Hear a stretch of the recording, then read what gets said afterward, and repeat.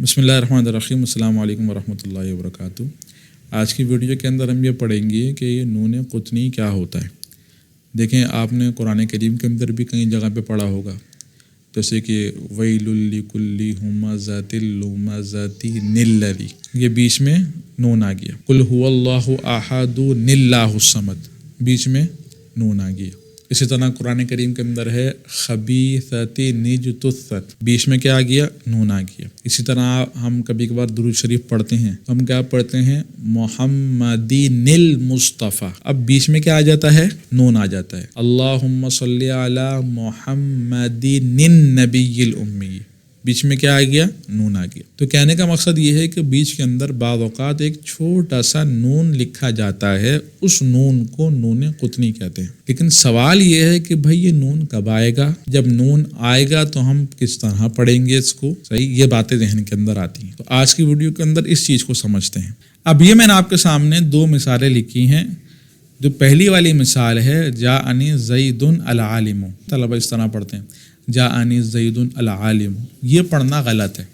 صحیح طریقہ کار کیا ہے؟ جاءنی زید العالم، یہ صحیح طریقہ کار ہے۔ اب مسئلہ یہ ہے کہ بھائی ہم اس طرح پڑھیں گے کیسے، پہچانیں گے کیسے کہ بھائی کہاں پہ نون لگانا ہے، کہاں پہ نون نہیں لگانا؟ تو دیکھیں، سب سے پہلے سمجھے کہ نون قطنی کہاں پہ آتا ہے۔ یہ نون قطنی جب آئے گا جب آپ کے سامنے ایک کلمہ ہو جس پر تنوین آ رہی ہو، اور اس تنوین والے کلمے کے بعد آپ کے سامنے حمزہ وصلی آ جائے۔ حمزہ وصلی، امید ہے کہ آپ لوگوں نے پڑھا ہوگا، تھوڑا سا خلاصہ بتا دیتا ہوں میں کہ حمزہ وصلی یہ ایسا حمزہ ہوتا ہے جیسے کہ یہاں پہ الف لام آ رہا ہے نا، اس الف لام کے اندر یہ جو الف ہے اس کو ہم کہتے ہیں حمزہ وصلی۔ اب اس حمزہ وصلی کا اصول یہ ہوتا ہے کہ اگر یہ جملے کے بیچ میں آ جائے تو اس حمزہ کو نہیں پڑھتے، اور اگر یہ جملے کے شروع میں آ جائے تو اس حمزہ کو پڑھتے ہیں۔ ابھی کہاں پہ آ رہا ہے؟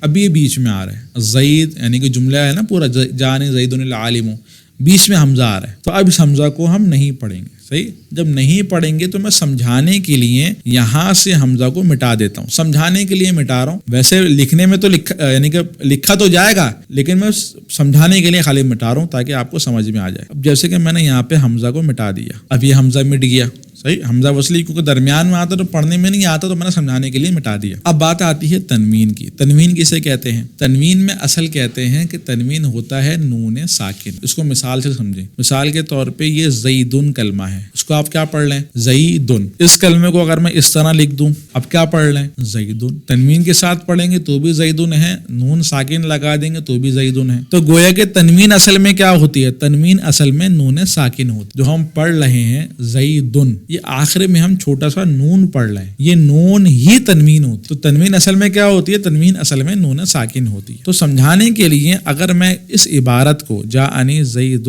العالم، اس عبارت کو اگر میں اس طرح لکھ دوں نون کے ساتھ، جاءنی زید العالم، الف میں نے مٹا دیا یہاں پہ سمجھانے کے لیے اور لام ساکن کر دی۔ اب کیا بنا؟ جاءنی زیدن اور پھر لام ساکن اور پھر عالم۔ اب یہاں پہ دو ساکن جمع ہو گئے، یہاں پہ ایک نون ساکن اور ایک لام ساکن، دو ساکن جمع ہو گئے۔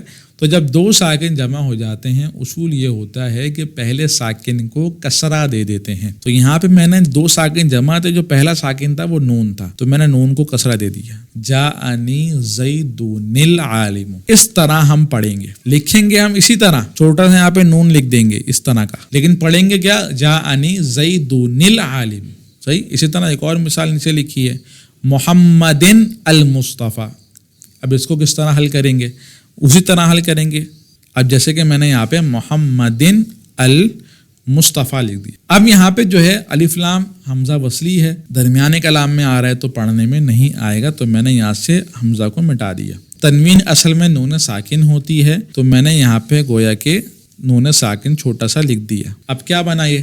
محمدن، پھر لام ساکن آ گیا، پھر مصطفیٰ۔ اب یہاں پہ دو ساکن جمع ہو گئے، ایک لام ساکن اور ایک نون ساکن۔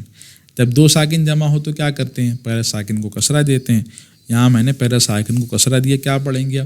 محمدن المصطفیٰ۔ تو امید ہے آپ کو سمجھ میں آ گیا ہوگا نون قطنی کسے کہتے ہیں، اس کو پڑھتے کس طرح ہیں، اس پر حرکت کس طرح لگاتے ہیں، یہ سب باتیں امید آپ کو سمجھ میں آ گئی ہوں گی۔